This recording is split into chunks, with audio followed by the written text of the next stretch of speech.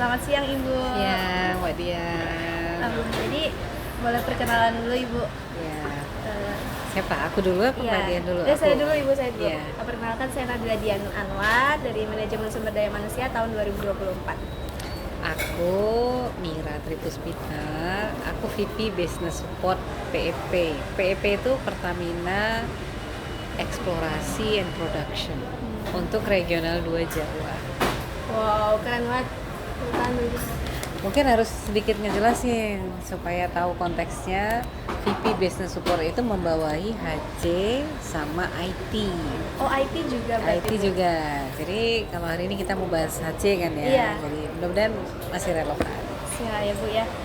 Jadi mau tanya yang pertama latar belakang sama pengalaman Ibu di HR dulu nih Bu. Pasti kan Ibu nggak langsung masuk ke jadi atasan gitu kan Bu. Pasti Ibu merintis dulu ya Bu ya. Ya, jadi aku pertama kali kerja itu sejak awal karena aku backgroundnya psikologi waktu S1-nya ya.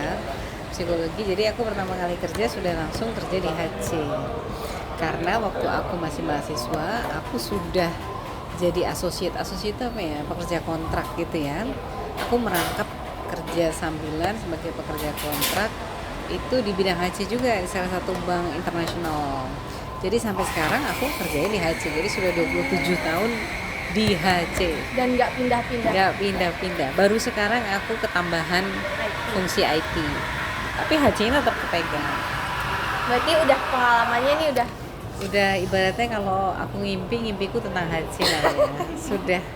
Sudah kayak apa ya, refleks. refleksnya pokoknya HR gitu ya. Iya, refleksnya HR gitu. Kalau nggak ngambil orang mecat gitu Bu. Enggak dong ya Bu. Enggak. Ya.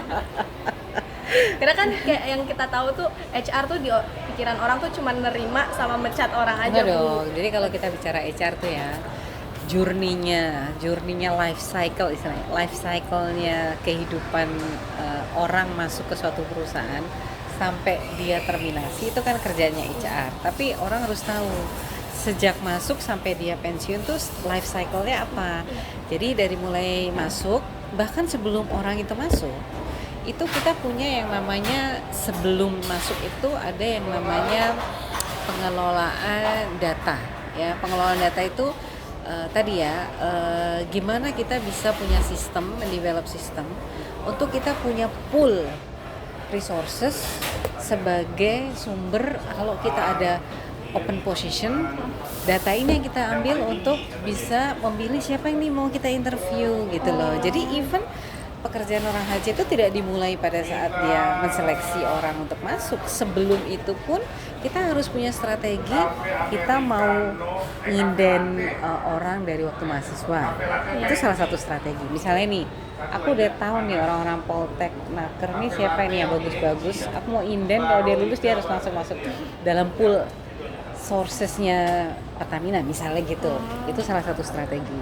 Strategi kedua, dia udah lulus duluan, tapi kita mau kerjasama sama perusahaan-perusahaan yang mengelola database aplikan. Kan banyak nih perusahaan-perusahaan yang nerima CV orang nih. Iya. Nanti kita bayar sama dia, kamu kasih ke aku list orang-orang terbaik 100 orang yang aplikasinya masuk ke dirimu. Per CV aku bayar berapa. Itu strategi yang kedua. Strategi yang ketiga itu misalnya mencari orang yang sudah mulai kerja. Jadi kan nggak harus kita menerima pekerja itu semuanya yang lulus kuliah kan, ada yang udah pengalaman. Nah, itu kita bisa pakai headhunter. Headhunter itu yang aku cerita kemarin. Kamu punya orang yang potensial nggak untuk posisi senior manager, posisi manager. Nanti gajinya fee-nya sekian persen dari gaji dia setahun. Ini strategi yang harus didefine oleh seorang HR profesional bahkan sebelum kita ngerekrut loh. Jadi baru sekedar strategi, termasuk kalau mau beriklan, iklannya di mana? Di LinkedIn kah? Di kompas.com kah? Itu strategi. Itu juga masuk bagian HR. Oh iya berarti. dong, masuk bagian HR. Atau kita nggak perlu pasang iklan. Kita cukup munculin di IG bahwa Pertamina is opening bla bla. Itu kan nggak iklan. Kita cuma bilang cerita aja di IG. Yang masuk udah puluhan ribu aplikasi, ya kan? Nah itu dari mulai, terus belum ketika menseleksi, itu kerjaan orang HR, itu life cycle kedua seleksi. Ketika orangnya masuk, mentraining dong. Kalau mentraining itu kan jelas bagian kerjaan aja. Terus setelah kalau orang yang mentraining mengevaluasi pekerjaannya kan, ada yang namanya setiap tahun kan evaluasi kinerja untuk dapat raport. Iya, benar. Karena setiap kan nggak cuma mahasiswa yang dapat raport Benar. ya kan, orang kerja juga dapat raport. Terus kalau dia dapat raport itu terus kan berulang. Terus kalau dia misalnya melakukan kesalahan, yang melakukan pembinaan kasih sanksi, dia harus dipindahin, dia harus dapat exposure misalnya pengalaman. Oh dia belum pernah ke apa namanya Pertamina yang di Papua, dia harus tahu gimana rasanya kerja jauh dari keluarga. Udah itu kerjaan HR kan, jadi Iya. mutasi, promosi, sampai gitu terus, termasuk bikin sanksi apa ngasih sanksi kalau ada yang melakukan kesalahan, membina dan sebagainya, sampai ada terakhir terminasi. Ya, kayak gitu aja. Termasuk orang HR itu harus ngurusin kalau misalnya ada keluhan-keluhan surat kaleng masuk, misalnya suami saya tuh selingkuh sama teman kerjanya. Aduh. Jangan salah, makanya kenapa banyak psikolog yang masuk ke HR, karena hal-hal yang seperti itu memang lebih pas di handle sama psikolog. Tapi bukan berarti orang bukan psikologi nggak bisa masuk HR ya. Nah, jadi supaya tahu skop lingkup pekerjaannya orang HR itu luas banget gitu. Yang kita pelajari itu ada 17 ya, 17 substansi ya Bu. Oh iya, HR. kalau yang detail kecil-kecilnya mah banyak, termasuk di dalamnya gimana membuat evaluasi istilahnya job desk. Job desk itu apa ya? Deskripsi kerja, ya kan, skop kerja, gimana mengevaluasi harga suatu posisi, misalnya posisi ini tuh bagusnya gajinya berapa, di pasaran itu berapa, cara nentuin kompensasinya pekerja. Kalau pekerja di lapangan itu harusnya dapat kompensasi berapa. Itu semua ilmunya HR. Itu ilmunya. Jadi HR tuh kaya banget, ilmunya banyak. Berarti kan Ibu nih dari lulus kuliah sampai sekarang Ibu kan masuk langsung ke HR nih Bu. Tapi Ibu pernah nggak di perusahaan yang kecil-kecilan dulu gitu kan, sekarang Ibu udah Pertamina nih, siapa sih orang yang nggak tahu Pertamina? Aku nggak pernah. Terus terang, aku masuk udah langsung. Bahkan aku belum lulus kuliah aja aku udah kerja di Citibank, ya kan. Habis itu aku kerja di mungkin kalau dibilang bukan kecil, aku nggak mau mengecilkan ya, tapi tidak world class. Itu mungkin di rumah sakit. Aku pernah kerja di rumah sakit jiwa. Waktu itu aku masih ideal.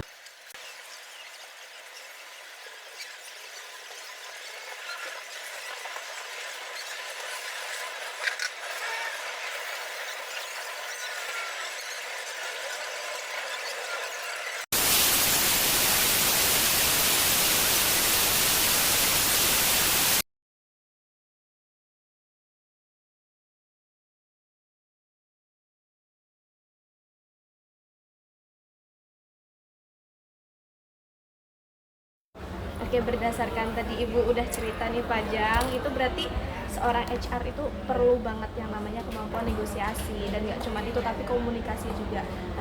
Untuk kita nih Bu, kan kebetulan kita Politeknik Ketenaga Kerjaan dan jurusannya juga manajemen sumber daya manusia, dan dimana nanti kita bakalan terjun ke bidang HR juga. Jadi soft skill itu sangat diperlukan ya Bu ya. Banget. Gimana sih Bu kita nih sebagai pandangan Ibu nih HR, kita yang mau ntar ngelamar sama Ibu, soft skill apa yang kita perlukan untuk dibutuhkan Ibu sekarang? Oke, yang pertama, orang HR itu harus punya minat sama orang dulu. Jadi kalau orang HR itu tipikal karakternya itu males begaul, males ngomong sama orang, kan ada tuh tipe-tipe orang yang kalau bisa ketemu sendiri aja Introvert gitu. sebenarnya nggak apa-apa dia introvert, tapi dia masih punya interest untuk ngobrol sama orang. Kalau dia lagi low bad, dia mau menyendiri, it's okay kan. Kemarin orang bilang ya, orang introvert itu orang yang kalau ngecharge terus sendirian. Tapi ketika dia lagi baterainya full, nggak apa, dia masih bisa berhubungan sama orang. Tapi dia punya minat, interest sama orang gitu. Nah itu kunci pertama. Karena yang tadi aku bilang, orang datang ke HR itu nggak cuma melulu urusan melamar. iya, atau urusan yang tadi ya, misalnya nanya tentang karir, nanya tentang promosi, nggak gitu. Orang curhat itu datangnya ke HR, ya kan. Orang itu misalnya punya masalah sama temennya, datangnya ke HR. Orang lagi bete banget sama bosnya karena dia nganggap bosnya toksik dan sebagainya, datangnya ke HR. Jadi kalau kitanya kupingnya itu nggak cukup lebar sebagai pendengar yang baik, sebagai ini, walaupun kita bukan sebagai psikolog ya, itu kayaknya agak berat ya kerja di HR. Nah itu dulu, minat terhadap orang. Terus yang kedua, orang HR itu, kalau aku boleh saranin, kalau nanti berkarir beneran di HR, harus menghilangkan mindset HR itu polisi.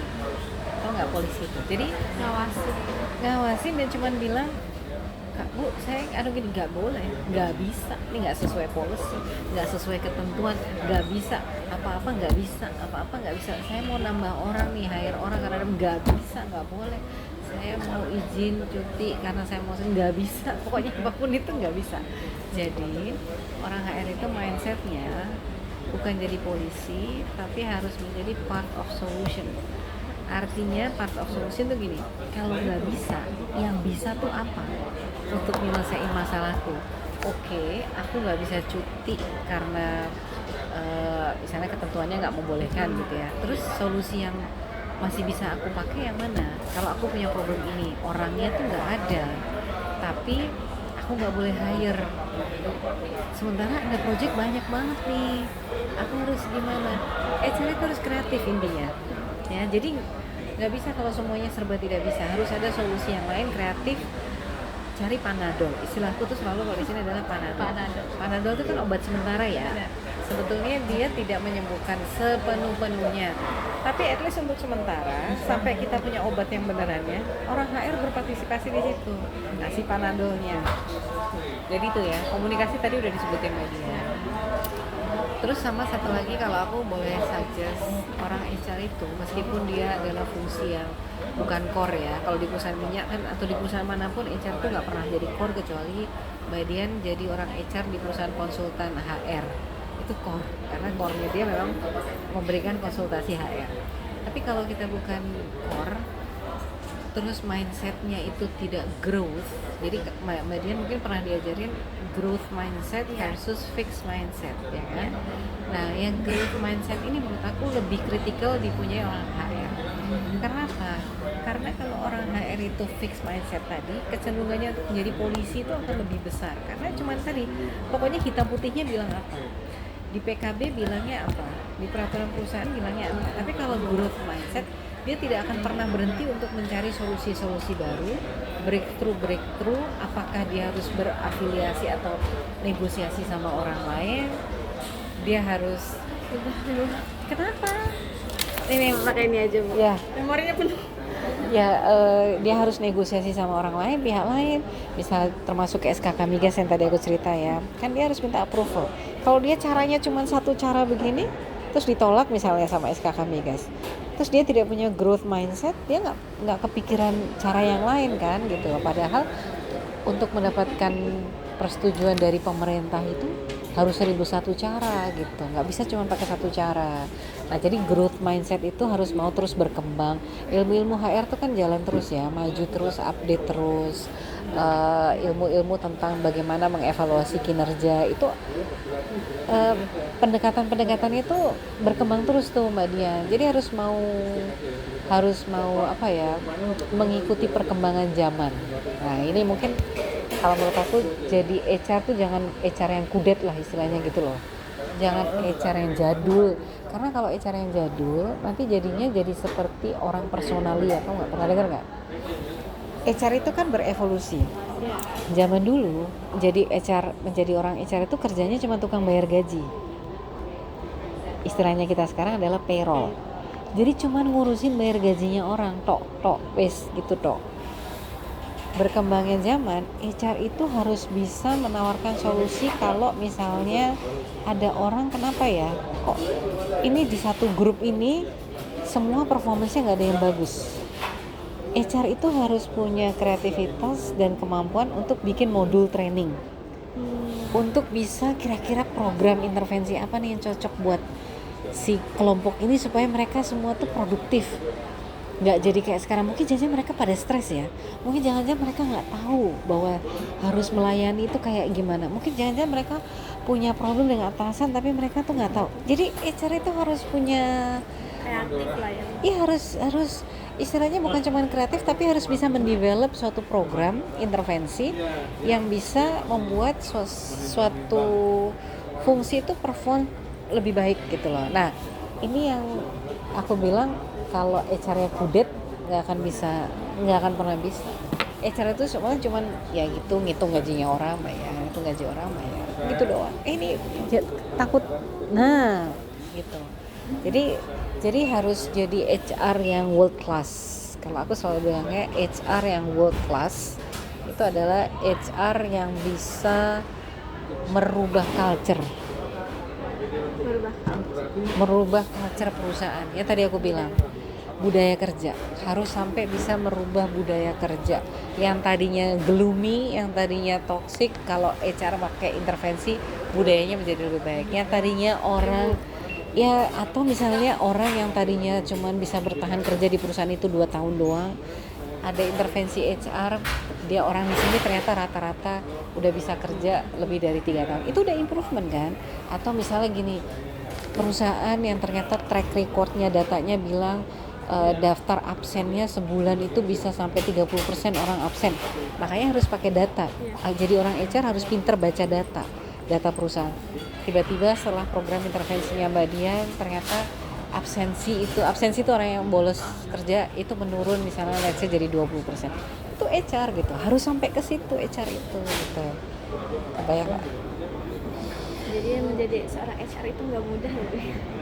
Kalau maunya menjadi HR yang kayak gitu nggak mudah. Tapi kalau cuma mau jadi HR yang administrasi, tadi ya cuma administrasi, bagian absensi, terus bayar gaji, terus nge-record trainingnya orang-orang, bagian daftarin HR, daftarin orang training itu kan HR tuh yang bagian daftar-daftarin. Itu administrasi kayak gitu, bikin surat untuk promosi orang, ya nggak susah.